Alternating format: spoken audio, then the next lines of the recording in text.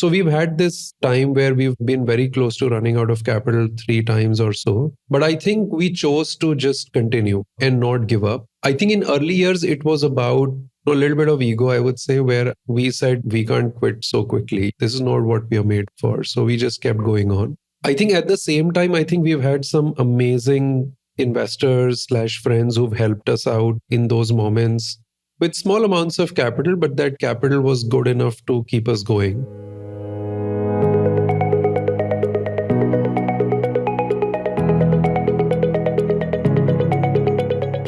Welcome to X Unicorns, a podcast brought to you by Blume Ventures. Blume is one of India's premier homegrown early-stage venture capital funds. If you're asking yourself what in the world is an X-Unicorn, rewind to episode 1 where we share the origins of the term X-Unicorns. We promise it'll be worth your time. In this series of conversations, we want to look back and celebrate founders and startups that have entered and are soon entering the X-Unicorn Club. Stories of founders that have played it by their rules and taken unconventional or even long drawn-out paths to get there.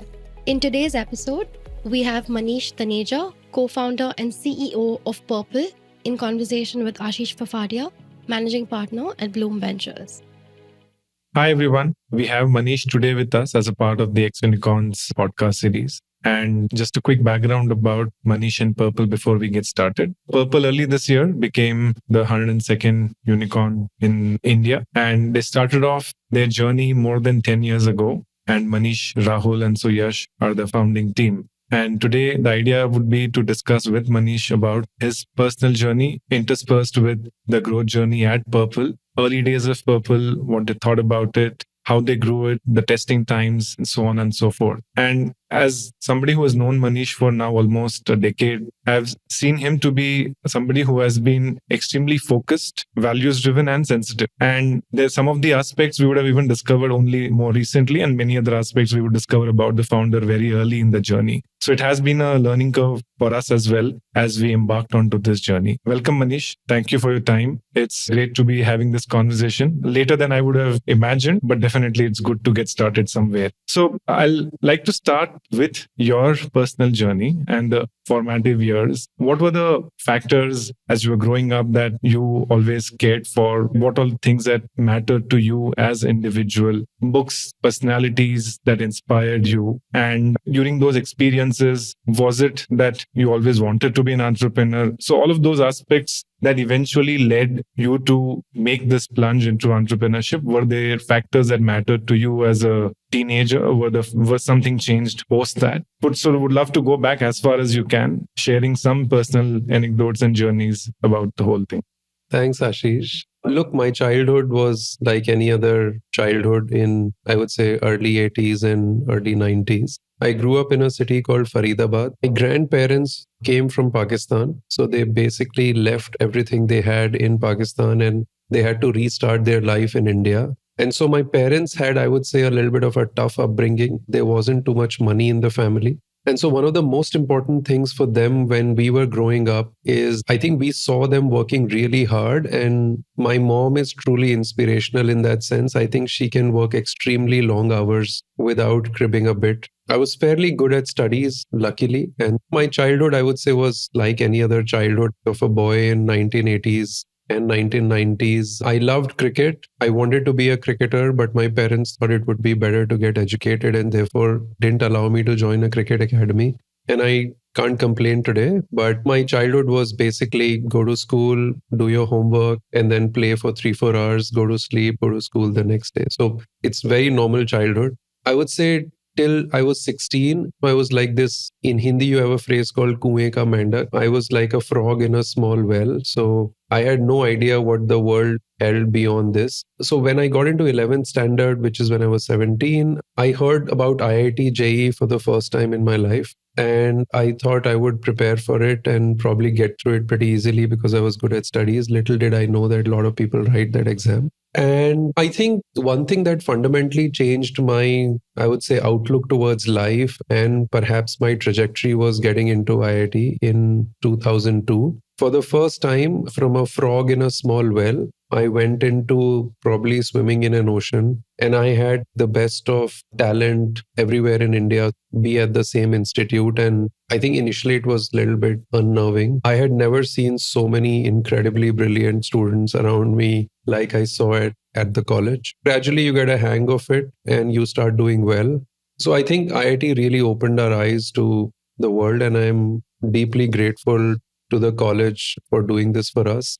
One more thing happened at IIT, again, luckily during my time, and I think that inspired me to be an entrepreneur. The Bharti family, which runs Airtel, they had sponsored a school at IIT. It was called Bharti School of Telecommunication. I don't know what it's called today. Perhaps it's called the same. And as part of the inauguration of that building, Mr. Sunil Bharti Mittal had come to the campus to give an inaugural speech. And I remember 2 or 3 lines from that speech even till today, which I think might be useful for people to hear. Airtel started somewhere in 1995, 97. And in 2003, Reliance Infocom launched a new technology in India, which was called CDMA. And Airtel used to operate on GSM technology. And obviously, everybody advised them that now it's a big daddy's game and you should figure out what you want to do with Airtel. And Mr. Mittal said this in his speech that if they had any other business at that point in time, they would have focused on that business and not focused on telecom. But given they had no other significant business, they decided to just remain focused on it because this is what they were doing. And so the entire team went for an offsite and came back charged up and said, look, let's compete head on. And the rest is history. Airtel continues to be the market leader in India, both from a number of subscribers point of view, from a market share point of view, from a revenue share point of view, from profitability point of view, everything. And it stayed with me. I felt like Mr. Mittal at that point in time was, I would say, there was immense humility in what he shared with us. People don't like to share their vulnerable moments, but I think that did inspire me to say, मैं भी कुछ ऐसा ही करूँगा life में. So that was the thing. One of your other questions, Ashish, was on books and what do I love to read. So I wasn't a very avid reader when I was in school and perhaps even when I was in college. I have started reading more recently. So like maybe last 7, 8 years, 10 years. I love to read a lot of books. So I love to read practically anything and everything under the sun. I love to read on business. I love to read how make good companies great. I love to read about how do you improve your people culture in the organization. At the same time, I love to read about spirituality. I even love children's books. So I love pretty much reading everything. At any given point in time, I would be reading like 5 books together. I would say one of my most favorite books, and I think it's something that I've learned a lot from and probably changed a lot with, is a book by an Indian executive coach. It's called Inside Out Leadership by Rajiv Vij. I think it's a very good book. I think you also have Indian authors writing, and that makes it like more, I would say, relatable. But at the same time, I think the book is just absolutely outstanding and it's a must read for people who are trying to build large organizations and at the same time have an impact on society. Yeah, this is my background, my formative years, books I love to read, entrepreneurs that inspired me. But yeah, if there are more questions, I'll be happy to. No, just a couple of interesting takeaways. You said you love cricket, and Sachin Tendulkar of late has been making the statement a little more than he made even when he was in his playing days, that never let anything doubt your ability. And he narrates this whole famous incident around how they went to Pakistan and he was performing badly, not as well as he thought he wanted to. So I think some of these things do tend to have an impact. Would some of those instances, when you would look back today and map it, the journeys that some of us have growing up through the 80s and 90s, we have seen multiple institutions come up at the same time, whether it was the way Indian economy started building up through the late 80s, big revolutionary movements in 91, and through the last 20 years. So all of these do tend to have an impact in our growing up memories, and they do also tend to shape the way we make decisions or we allow reactions to come into us. So any of those building up things external that you can recall or you feel that, okay, they did make certain impact. I know you spoke about some of those, but anything around you beyond the instances of the speech that you heard from Mr. Mittal and your learning? I think cricket is very close to my heart. I think I describe the relationship between the 3 founders and like this. I think Rahul and I are like probably Dhoni and Raina. I think we can look into each other's eyes and know what the other person wants to do. And that really helped us when we were raising capital on Zoom, because meeting room, when you're like face to face, when one person starts, the other one sort of pauses and lets the other person take lead. But it was hard to do this over Zoom. But I think given our relationship, we could just look at that small, tiny box on the screen and we knew that this person probably knew this answer better than I did. And then I would just pause immediately and Rahul would take care of that. I think Suyash in our lives is more like Sachin Tendulkar. I think he's been the backbone for a decade now. We want that backbone to remain healthy. But I think the relationship between the three founders is quite deeply connected to cricket. And I think that relationship in many ways has been about a lot of mutual respect. It's been about fairly unanimous decision making on prioritizing long term over short term.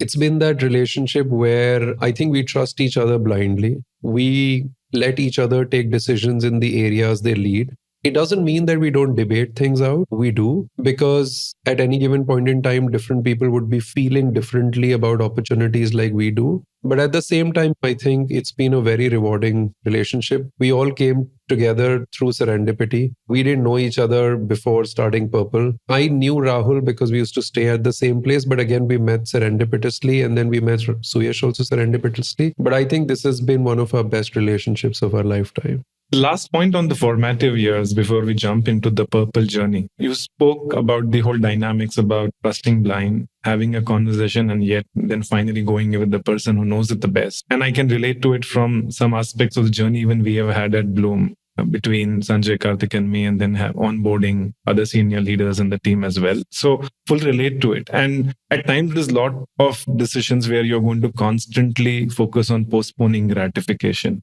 I'll come to that aspect a little more on the Purple context and how we balance out growth and blind growth at the cost of heavy capital burn, etc. But for now, the last part on the personal side of the journey, any 1, 2, or 3 decisions that you took during the early stages, which were make or break in life, or you look back and say, okay, I chose an alternative path. It would have been very different from where I am at today, or something that impacted you very positively, and it was just the right decision you ended up taking. Anything that you can look back and say that, yeah, this was the big moment, or these two were the big moment. I think the first one would definitely be when we decided to just start up. Like, I think we were in very good jobs, to be honest. I was having a time of my life, Fidelity. I don't think there could have been a better employer. And I relate a lot to Fidelity's value system. So I was really happy to be there. We had a great team and we were doing investments together. But I think decision to start up again was absolutely one of the most, I would say, critical ones. And luckily I had Rahul, who was also my flatmate at that point in time, where he also said, yeah, let's go for it. And we decided to put in our papers and do it. I think the second one that I remember a lot is during our journey in early years, which I would say would be like first 5, 6 years, because we've had a very different journey from many other VC funded companies have had. We had angels and Blume invest in us in 2013. I think we've been very close to running out of capital 2 or 3 times in our journey. And also many people who were investing in us were also first time funds. So whether you look at Bloom, I think we were from the fund 1. That's right. When you look at Ivy Cap, we were from the fund 1. And when you look at JSW Ventures, we were from the fund 1. Yeah. So we had these first time fund managers investing in us. And in some ways, we were sort of scripting this together. But at the same time, they also had restrictions on how much capital they could deploy in us. So we've had this time where we've been very close to running out of capital 3 times or so. But I think we chose to just continue and not give up. I think in early years, it was about a little bit of ego, I would say, where we said we can't quit so quickly. This is not what we are made for. So we just kept going on. I think at the same time, I think we've had some amazing investors/friends who've helped us out in those moments with small amounts of capital, but that capital was good enough to keep us going. To give you an example, I've had Bloom wire some money to us from their GP fees. I'm not sure if we are supposed to mention these things, but it's okay. I've had 2 of my angel investors me money when I needed, like at the blink of a phone call. I may mention them given that they've also done very well. I think one of them is Mr. Raghavan. And the other one has always been Vinay Menon. So I think there are these people who've backed us. I thought they were quite fools to back us at those point in time. But I think every time they just helped us get over the things. Hopefully this has been a very rewarding journey for them. And I think they were also deriving these vicarious pleasures of running a startup while they were not running it, but they were funding it. But I thought they were just enjoying the ride as much as we were doing. So I think just the decision to never give up while we were up against tide, or I would say up against a huge wave almost, was, I think, the second important one. And I think the third one, which turned around our journey quite dramatically, was in 2017, when we had, again, very little capital in the bank. We decided to use whatever capital we had and whatever data we had to build our own brands. And ever since then, I would say we've never looked back. So I think these are broadly three decisions that I can think about in the last 12, 13 years that have influenced our journey in a really big way. Awesome. I'm going to skip a section and come back again on the early days of Purple. But since you mentioned about some of these aspects during the growth journey, I'll focus on that and continue to build up. So there was a David versus Goliath moment. In the formative years, we were up against mega large businesses, the horizontal commerce, and multiple tides within the waves where people would say that, okay, how are you going to compete with the likes of Flipkart, Snapdeal, Amazon? And some of them even were having very deep domains on the beauty side and were going very big, investing heavily on those aspects as well. So when we look back, some of those conversations and those battles, specifically vis-a-vis the investors who we were pitching to during the early days, who would say that, okay, why would a vertical commerce win? And what is the right to win for a Purple within that? So would be very useful for people who hear this to get a little deeper sense on that early conversation pre-2015, 16. And that's the moment when vertical commerce really took off in a meaningful way. But pre that, there were these severe questions which we had to combat with, and that did impact the cash flow issues, etc., because that kind of affected the investors' conviction in some of these aspects. So what were the conversations within the team on combating those big sale by a Flipkart or Amazon, and it has a repercussion on what would happen on Purple as well? So how would the team reflect on it? What are the conversations between the three of you along with the leadership? I think somewhere we were very convinced that beauty should be sold in a very different manner than probably a cookie cutter manner in which you can sell perhaps books or mobile phones. And I think India has generally been very suboptimal on service experience in retail, unlike many other countries, except if you take hospitality as a sector. So I think if you look at Taj or Oberoi in India, I think they are gold standard in global hospitality. I think they are better than the best in the world. But I think our retailing standards have generally been fairly poor. And we definitely thought there was a way to up the game in beauty as a space, because it's a space where women want to feel liberated. It's a space where women want to feel themselves and be themselves and not be pushed into buying something, and just want a little bit more love and care than what a horizontal or any other offline retailer was perhaps providing at that point in time. What we also knew at that point in time was that beauty wasn't such a large focus area for them. So we thought if we become big by then, maybe we would have a fair chance of winning the race. That's generally not a good idea to assume your future on, but at least we were hoping that would happen. So in early years of Purple, it was extremely hard to convince VCs to invest in us for 2 or 3 reasons. I think one, most VCs didn't believe that vertical commerce would scale in India. The second thing that many VCs had a problem with us was we were 3 men starting a beauty business, and perhaps they thought that we wouldn't understand this business and the nuances of this. Little did they know that I could apply a lipstick or a mascara as well as any woman would apply. And third, I think generally, as I said, the ecosystem of VC investors was also very new to India. And so a lot of people were just doing first time funds, and they really didn't want to bet on something which they hadn't seen scale globally in any other geography. So people used to typically like and fund copy paste businesses from US, which we weren't the case. And I think it was hard to convince people. Maybe that's the reason why probably new age Indian investors invested in us. When I say Indian investors, people who are not the Indian arm of a US venture capital firm, maybe these people could take more independent bets than others. And so we had Bloom invest in us. We had Ivy Cap, which is a homegrown Series A, Series B VC fund. And then we had JSW, which is a homegrown CVC, Series A. corporate VC. Yeah. So these people invested in us. And once we scaled up to a certain level, which I would say was in 2019, is when we had Goldman and Verlin invest in us. By that time, it was proven that vertical commerce would survive and do well. By that time, it was also proven that we had a differentiated business model vis-a-vis everybody else because of the strength of our own brands. And by that time, maybe we had enough credibility as founders where people thought that when these people say something, they will more or less do it. And one of the things that probably we didn't do very well at, it's not very core to us, it doesn't come easily to us, is as founders, we don't like to sell a large vision. We like to sell stuff which is based on very practical assumptions. And sometimes it's not as exciting for a VC which is looking at like a 20-30x return from a company. Yeah, we are more grounds up. And so it's hard to sell a story in the air. But look, that's what we are. I wouldn't want to change that about us because it just works perfectly for us. It's worked out quite well over the last 12 years, 11 years. And we would like to set fairly moderate expectations about our business and hopefully over deliver. But we would never like to sell you like that we can be on the moon one day and then probably not being able to deliver it.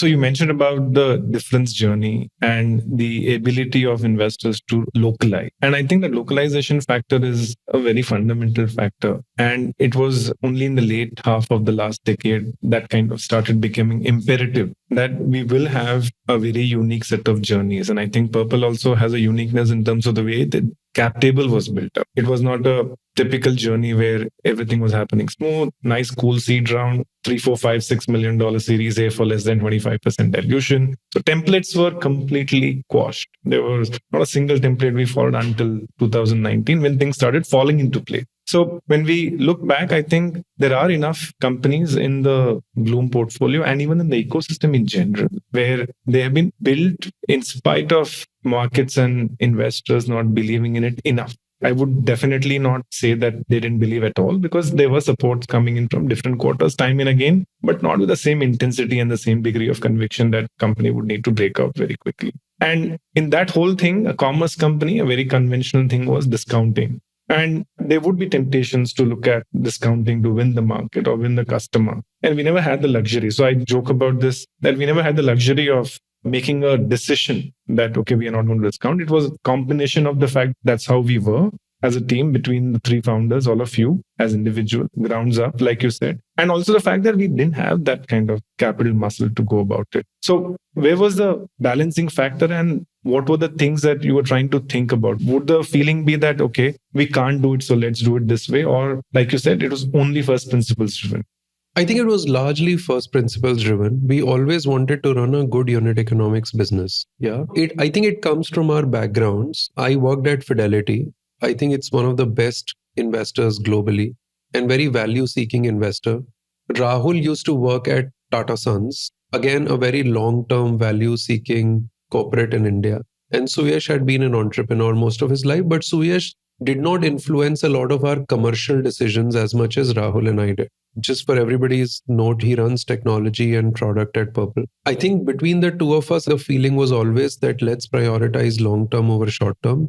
I wish we could have done more and more of it. There were obviously some instances where we would have behaved a little bit more short term because maybe some venture capital told us that if you hit this milestone, you will have money from us and so forth.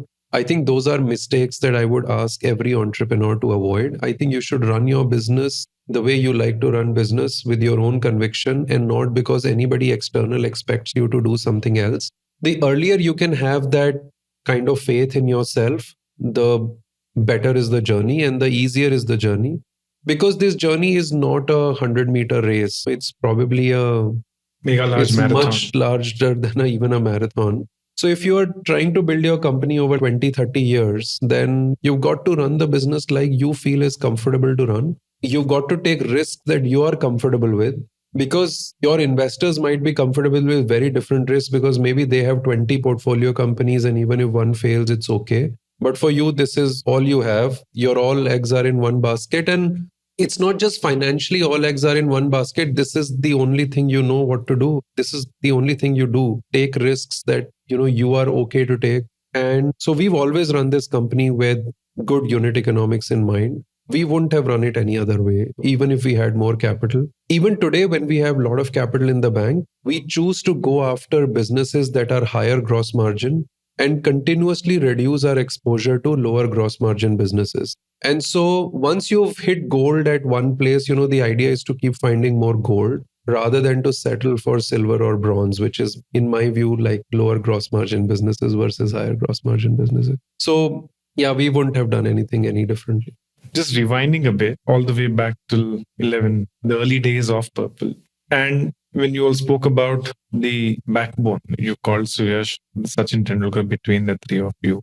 Many a times we do see that the first moments of struggle, and there are enough founding teams that do tend to break. And there are enough signals that do come up before the eventual moment comes where somebody puts the hands up and says, I'm moving out.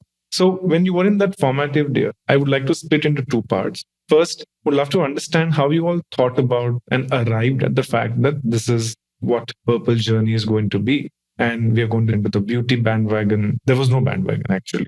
So, how did we decide on beauty as a business? To be honest with you, I think I've said this earlier. I think there is this guy next door effect. And I had two people from my hostel, and basically two batches apart, who had become entrepreneurs, both in the internet space. One of them had started Flipkart. His name is Binny Bansal. He was 1 year senior to me. And the other one had started Zomato, Pankaj Chadda. He was 1 year junior to me. So when I would meet these people, I would feel like if he can do it, perhaps so can I. So there was no envy. I would say it gave me a little bit more conviction that let's go for it. It's possible to do it. I think the second thing that happened was that whenever I would meet more and more internet entrepreneurs in 2010, because of being in the private equity world, I could see that some tide was lifting everybody up. And that was basically more number of people joining the internet bandwagon, so to say. And I didn't want to miss out on that party, to be honest. And so Rahul and I were fairly clear that we will do something within the internet space. I think the only model that made sense to us or is something we understood was buying and selling. We didn't understand any other business model, perhaps like classifieds or many media and so forth, because we had no background. I think buying and selling basically is like the simplest business to understand. If you buy at 80 rupees and if you sell at 120 rupees, you basically make profit of 40. Yeah. And yeah, SaaS didn't exist at that point in time. And also we had no background in technology. So I think one thing was very clear. We wanted to start something in the e-commerce space. Within that, we were looking for gaps and open spaces that we could occupy. Given that there was Flipkart, which was doing amazing stuff on books and mobile phones, and so on and so forth. And then there was Myntra, which was doing, in those days, customized apparel, but I always thought they had an edge over us. And so we had two spaces shortlisted for us in 2011. One was furniture. There was no pan-India furniture brand in India. Truth be told, I had never been to Europe or US before 2011. So I had no clue something like IKEA ever existed in the world. But it was just fundamental first principle saying there's no pan-India furniture brand that can deliver good quality furniture to you to make your homes look better. And we thought e-commerce is a good way to do it because then we can stock our inventory at a few places and we don't have rental costs and we can just deliver it to your homes and then we'll probably send a carpenter to your home to fix it. The second one was beauty because we felt that beauty retailing in India actually used to be pretty poor quality. And I think continues to be not so good quality even today, although it's improved by quite a mile. We chose beauty for a simple reason. I think it was a theory of elimination. Furniture, I think, needed a lot more capital to start with. And we didn't have that. We had our own savings of not more than 50 lakh rupees. In US dollars, it's like... Back then it was $100,000, a little less. Yeah, it was $100,000. So given that we had only $100,000, we thought let's get into a business which is less capital intensive to start with. Beauty, for some strange reason, is a very high gross margin business. It's probably the highest gross margin business that exists in the world. It is also a fairly good repeat business. People come and repeat with you fairly often. And it's not like a one-time business, unlike furniture. And I think India was at a very inflection point of it where I think Very few people were doing beauty retailing really well, and we thought we were entering a nascent market, and if we survived in this country for next 20, 30 years, we would probably be able to build a good business. So that was the thing. Beauty is a large business, it's a high gross margin business, it's a high repeat business, needs less capital to start with. And so we thought, why not try our luck with beauty as a category? And the agreement with Rahul was, and Suyash came in a couple of months later. The agreement with Rahul was that once we do well in beauty, we will get into furniture at some point. That point has not come yet, but that's how we zeroed in on beauty as a category. Interesting. And the other big question that I wanted to have in this part is also the founder dynamic. We discussed briefly, and you spoke about in the parlance of cricket. I would like to just double click on that in terms of the whole role that somebody at the back end ends up playing, the dynamics between two founders, three founders, etc. And how do you make sure that you keep the flock together? Because eventually the team expands as a wider leadership. So early conversations, basically discussions, debates, and decisions. Would just love to have some interesting thoughts that you try to put out as a framework, which will work between the three of you. Or it could even mean that no, there was no such framework. It was a lot of, like you said earlier, blind trust and implicit faith in the best guy on the table to take it forward. So how did you really get the balance right? How do you all make sure that there were enough discussions and then a considered call? So all of those aspects interspersed into the overall broad question on founder dynamics. I think it's true for any relationship in life and not just true for founder relationship. I think you must respect the other person and never take them for granted. Suyash came from a very different background. Rahul and I used to work at a corporate. Suyash was an entrepreneur, and I think his previous startup wasn't doing so well. So he had probably some personal debt and all. And so ever since we started, across the last 10 years, any equity distribution that has been to the founders from the investors' side has always been divided one third, one third, one third. We've never thought that one founder is more important than the other. In fact, if at all, I think Rahul and Suyash have played a significantly larger role in success of Purple than I have. And I think second thing that probably has bound us together is we all came from very similar backgrounds. We all grew up in, I would say, lower middle class households. We knew what value of money was. We always thought saving capital, money is very important for the growth of the firm. And so I think there were just very few conflicts in my view. I think we've also evolved quite dramatically as people over the last 11 years, and therefore the relationship has continued to blossom quite well. As I said earlier, I think there are some areas where one person is better at decision making because that person knows that part of our business really well. And then there are other areas where the other person is very good at decision making. So we let the right person take the decision. Only one principle we keep in mind when we take decisions is this better for the long term versus the short term? If it's better for the long term and we are okay to take some pain in the short term, we will go ahead and take it. It has manifested in many ways at Purple. It has manifested in how we've taken our capital allocation decisions. One of the things at Purple that I want to work on, and it's something that's work in progress at Purple, is I want women employees at Purple to do very well. The reason is we are a company where I would say 95% of our customers are women. And if they don't do very well here, how do we expect ourselves to do well as a company? And so one of the decisions I think Rahul took, which I think is mind blowing, is when one of our senior employees went on a mat leave, on a maternity leave, he chose to not fill her position with anybody else. He said, I would do this role myself for 6-8 months, keep the position vacant for her to come back. And so those 6-8 months were hard on him because those 6-8 months we went through diligences, we went through business scaling too fast, and our warehouses were probably not scaling up as fast. And so there was a lot on his plate, but he just said that, look, we don't want to replace her with anybody else. Typically, what happens in most companies is that if a woman goes on a mat leave, her position is filled by somebody else. And then when she plans to come back, she's given a role that the organization has to give. In our case, we kept the position vacant for as long as we could till she came back. And I think, again, we prioritized long term over short term because this woman is clearly a senior leader at the firm.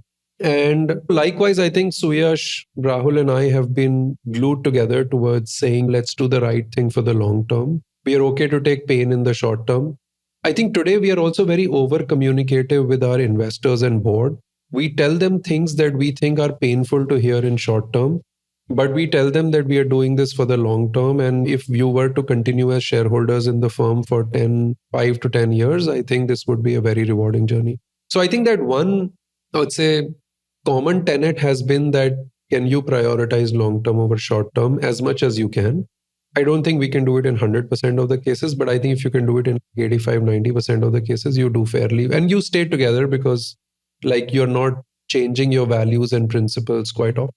I remember some of the extremes. If I may just put out one such discussion that two of us had more than I think 2 years ago. It was pre-COVID, if I remember it right, where we had this possibility of a infusion of capital. And you went to the extreme of saying that I'm happy to give my shares at a discount and make sure that we get the right attribution of value to the company. So that's a kind of extreme that you all have been thinking about. And that reflects in the overall value systems, because at that point in time, you didn't say it with even the addition of the sentence that, okay, we'll then compensate any ESOPs later. You left that completely to hoping that, okay, we will figure that out on the way. So it's been phenomenal. I think you've been able to create that trust with the investor group and the board as well. And I remember the last meeting also where we were discussing a few things, and one of the two of you went on to the extent of saying that, no, we won't pursue this kind of a growth rate because that's not the best thing that the ecosystem probably needs at this junction. We can do without it. So all good on that front. The next phase that I want to reflect on was the phase of COVID. That was the first time I think things started to fall in right from a timing perspective. We just finished the fundraise, and while we were planning for going in that go big territory in a big way, we were now saddled with lockdowns, etc. So from that point of time, we were still a business which was sub $200 million of value. And it was also the point where I think there was a massive differentiation and separation from the men and the boys came up over the last 2.5 years. So how was that phase in terms of vis-a-vis any other typical startup, and the early reflections that you put out on the value systems of the business, and yet trying to keep the machine on, work from home, integrating the people and keeping the flock together? Love some reflections and journeys on. I think we've been very lucky over the last 10, 11 years. And that's how the journey has played out to be. We raised our first serious amount of capital in December of 2019. This is when Whirl Invest and Goldman invested 250 crores of primary capital into the firm. And little did we know that 3 months later, there would be lockdowns in the country and people would be staring at something that they had never imagined or seen ever in their lives. For us, given our frugality, it's actually one of the key principles that you see within the office. Given that we were always very frugal, actually our cost base in COVID was only 2 crores a month. And we had 250 crores of cash in the bank. So we were actually very comfortable saying if the business becomes zero, if the revenue stays zero for as long as it wants to be, we are okay. Yeah, we can survive for 125 months. Now, while we were very comfortable, I would say different stakeholders in the system are not as comfortable because not everybody knows your situation really well on the ground and therefore is a little bit more paranoid or worried. So one of the things we did at the time when COVID hit us was we started over communicating with two key stakeholders. One was our investors. We actually started doing board meetings every 2 weeks. And we were updating our investors on what's the situation on the ground and potentially when can we get started again and so forth. I think the second thing we did was we actually started doing weekly town halls because our employees, I thought, would be a little bit more worried than probably even our investors because employees don't have access to what your cash situation is. And they were hearing of layoffs everywhere else. And we had announced to our employees that there would be no layoffs and no salary cuts. Yeah. And it was hard to believe for a few people. So we had to just hammer this many times by saying, look, this is how we're going to operate. I think it comes from our frugality principle. Like, I think we just didn't have high cost base. And that's how we've always run this company. And at the same time, I also think we like to treat people as partners and don't like to let go of people or fire people because business is not doing so well. I think as management team, we should take responsibility if we've overhired. And as management team, we should take responsibility for our actions and don't let these people go just because a business is now seeing a slight slowdown and stuff. So it's something that I'm not very fond of in the startup ecosystem in India. We've been always a team that has said hire carefully, wisely, make sure that you can retain these people even if you have a slight downturn in revenues over in the near future or so. So this is how COVID began. I think gradually a lot of our stuff was considered as essential services. So we started reopening our warehouses in May of 2020. And then we saw this unprecedented surge in because offline stores were shut. And I don't know if it was revenge buying. I just think other avenues were shut. So there was this massive demand to buy online. And we were running out of supplies because factories couldn't produce it at the scale at which we were selling. Again, because we had capital in the bank, there were two things we did vis-a-vis our other stakeholders, which is our suppliers. Is one, we told our suppliers that we will buy more units of inventory than we have done in the past and stock it with us so that we don't go out of stock. Second is many of our suppliers were facing cash crunch. And so we decided to advance our payments to them because we had that capital. And we thought this might be a good time to perhaps help the ecosystem a little bit. Yeah, like they had probably helped us ever since we were growing up. And so this is what happened in 2020. From a time when business was shut to a month or two when there was huge demand, which is August and September of 2020, to us running out of supply during Diwali and then trying to source more products and so forth. And then as COVID wave 2 hit, which was in April, we decided to raise a next round of capital, which is when we approached a set of investors we thought believed in us. And I think Kedara and Premji matched our value systems perhaps like nobody else. And so we're, I think, extremely glad to have them. I think they're probably top 1 or 2 or 3 private equity funds in India, and especially because they have Indian capital. And I think they are there to the timelines really well. And we're glad to have them on our cap table. And so as COVID wave 3 was coming, we were again very well capitalized with about $100 million of cash in the bank. And so I think it's been a journey of lots of luck. I think luck has played a big role in us being able to raise capital at the right time just before a big COVID wave was coming in front of us. So again, there was stark difference. The first two factors that do differentiate the Purplle journey vis-a-vis the rest of the startups in the ecosystem, and there would be few in that category, I'm not saying we are the only ones, is the fact that we grew with a very alternative and unique set of investors. We didn't go down the fast path of trying to just buy customer love with discounts. So value systems driven. There will be other value systems which will common across the ecosystem. It's hard to otherwise really build companies. You might build a unicorn, but to stay and become a decacorn and be a listed company and scale is hard if there were no value system. So that I'm going to take it for granted that every business that does well has to follow those principles. But these two were very different vis-a-vis a common startup journey. And the third one you just highlighted when you said what you said during the COVID, the reaction to the supplier ecosystem. By and large, we were talking about layoffs and we were talking about renegotiations with suppliers. Basically, everybody was in a genuine state where cash was a key thing and everybody was trying to go around, figure out ways and means to conserve their cash and pass on the burden on to some other member on the ecosystem. Firing an employee would mean that you're passing the onus on to that employee to survive. So passing on the onus to suppliers by saying you fund me for a few more months. And here on both, we had a different take. And the supplier part particularly is a big one. I think maybe I can just chime in. There were also a couple more instances where I thought this happened. And I think now we know it. And so we probably use it to our advantage as well. But we've done 2 acquisitions in COVID. The first one we did without meeting the team in person ever. That one was, we entered the feminine hygiene space with a brand called Carmisi. Founders were running out of capital there and they had little cash left in the bank to procure supplies for themselves of sanitary pads.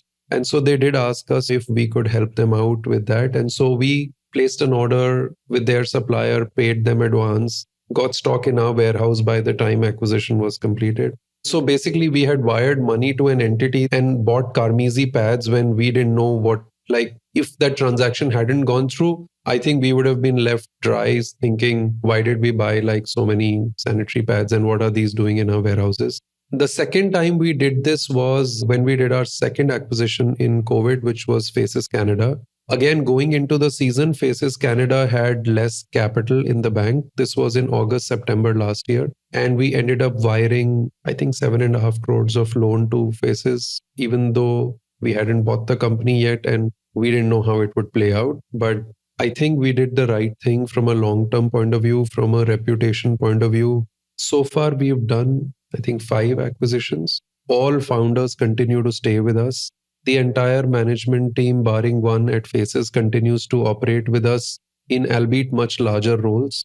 And so I think being true to your values has sort of played out quite well for us. And again, I'm not trying to overemphasize, but not just trying to fit it into the theme, but I think significant variances when some of the startups do end up becoming mega large with large chunks of capital, acquisition pretty much becomes constant. And here, over the last decade, I've seen this whole approach to acquisitions, which is very fundamental. The resonance to the team, the culture, the value systems, and then going all in is what has stood out. And I think even when we have not gone and carried out a few which we have evaluated, I think it sticks out and there's a clear pattern as well. Being nice to other people is a superpower. I think we should stay this way because I think this is one way we can compete with a lot of large companies in India because perhaps they won't be able to behave this way.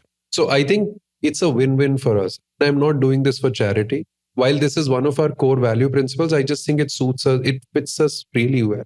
It's part of the whole package. I think it just benefits us. Like it's win-win for us. This is how we win. So we would want to continue to be extremely nice to people and hope that being nice to them, these people would feel better in our company than they would probably feel in any other large conglomerate. And it helps us win deals. So I think it's a win-win for us. Awesome. So in terms of even the journey forward, I know we have discussed it. I'm just putting it out slightly broader. And each time that you were remembering that round of infusion, I was just trying to check in my head. We almost participate every time in our own way. It was not going to be a big needle moving infusion, but yeah, the thought process was that there was a very deep conviction in the way you guys were looking at the overall business and the scale up. And the orientation to profitable growth is something that really personally has been phenomenally resonating with me all through the conversations. And that has also been the factor why Purple continues to be in that list of a few companies where we've managed, partly serendipity, partly with very deep intent also. Largely with intent and partly serendipity, we had the right capital doses available at our discretion to be able to make a play, thanks to the trust of our LPs into it. So I think that's broadly it. We'll come to the last segment where we'll go through the quick fire questions. And I'll start with the first of the 5. What would you order for your last ever meal? I think it would be Rajma Chawal. Okay. Current book or maybe a favorite book of all time, if you can. As I said, I read a lot. So lots of books are favorites, to be honest. I think the one that I'm reading right now is 365 Days, 365 Lessons from Dalai Lama. Wow. Okay. Best piece of advice you have gotten? This was from my 2 ex-bosses. There are 2 pieces of advice that I think I got, and I'm immensely grateful to them. The first one came from, these are 2 founders of Avendus Capital. The first one came from Kaushal Agarwal. He said that India is going to grow at 7-8% for the next 20-30 years. So as long as you stay in the game, you'll do really well. So make sure that you don't fall out. Basically, make sure that you don't run out of cash. And the second advice from Gaurav Deepak was always take care of your health. I think that's extremely important, much more important than sometimes spending that extra hour at the company. So yeah, these are 2 pieces of advice that I'm grateful for. Favorite failure? The one where you learned the most? I think this was in 2015. We were trying to do things that VCs would ask us to do. I think my biggest failure would be that we didn't do things because of our conviction in that year, but probably did this because somebody else showed us a carrot that they would invest in us if we would do A or B thing and reach a certain milestone. I think those are ridiculous things to follow, and I would never do this again. Most memorable customer moment or maybe feedback? No, I think customer moment for sure. There was this customer in Bandra East that we had gone to visit, and a couple of my colleagues, and they narrated this to me. This customer was using, we have a top selling product on our platform. It's called Good Vibes Rosehip Serum. It's our own brand. It's our top selling product. It's a wonderful product. I think more than 1 million people have bought it now. This product basically gives you instant glow. And so this girl almost, she started crying because she said, now because of Purple, I can afford products that otherwise I thought only rich kids could afford. And she had tears in her eyes because she said this product has been magical for her, and I couldn't be more grateful. So I think I and our team came back like really inspired. Man, we have to make this big now. So yeah, I think that was one. I think it was way back in 2019 or so, or 2018. Yeah, something around that. Cool. A best employee moment?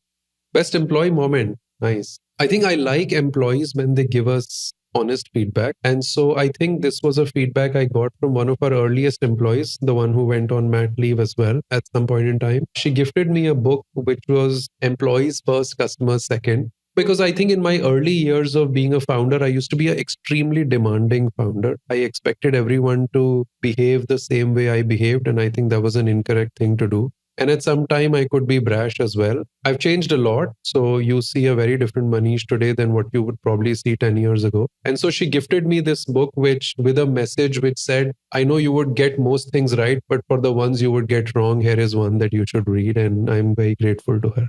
Very cool. Thanks, Manish. I really appreciate this time, and it was a pleasure doing this with you. Thank you, everyone, for checking out X Unicorns. This podcast is a Blume Ventures offering, and we will be releasing a new episode every Tuesday.